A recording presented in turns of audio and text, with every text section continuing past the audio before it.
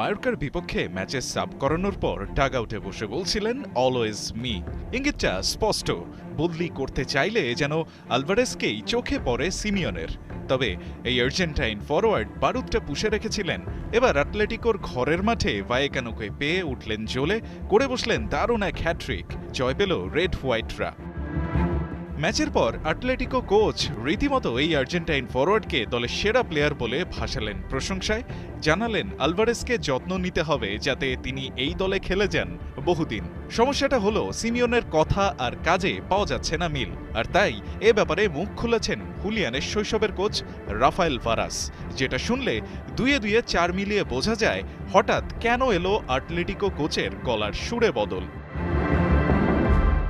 সিমিওনের কথায় আর কাজে মিল না থাকার বিষয়টাতে আসা যাক শুরুতে। এ মৌসুমে রেড হোয়াইটদের হয়ে লা লিগার ৬ ম্যাচে খেলেছেন আলভারেজ, যার মাঝে ৪ ম্যাচেই তাকে করা হয়েছে বদলি, যেখানে আবার ২টি ম্যাচে তাকে তুলে নেওয়া হয়েছে সেকেন্ড হাফ শুরুর খানিক বাদেই। যাকে দলে রাখতে চান আর দলের বেস্ট প্লেয়ার বলছেন, তাকে কি ট্রিটমেন্টটাই না দিচ্ছেন সিমিওনে।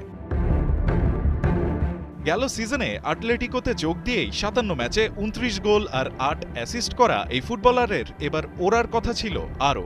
বাস্তবতা বলছে ঘটেছে উল্টোটা। রেড হোয়াইট শিবিরে খুশি নেই আলভারেজ। কারণটা খোলাসা করেছেন এই ফরওয়ার্ডের শৈশবের কোচ রাফায়েল ভারাস।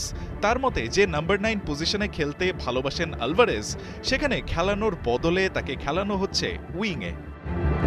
শুধু তাই না, ছোটবেলা থেকেই বার্সেলোনার ভক্ত আলভারেজ, এমনকি তার বার্সেলোনাতেও যাবার কথা ছিল। তবে স্যালারি ইস্যুতে শেষ পর্যন্ত কাতালানদের হয়ে খেলা হয়নি এই আর্জেন্টাইন ফরওয়ার্ডের। ভারাসের দাবি এমনটাই।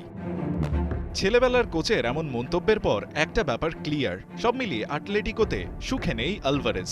ক্লাব ছাড়তেও আছেন তৈরি, আর এই কারণেই হঠাৎ আলভারেজের প্রশংসায় গদগদ সিমিওনে।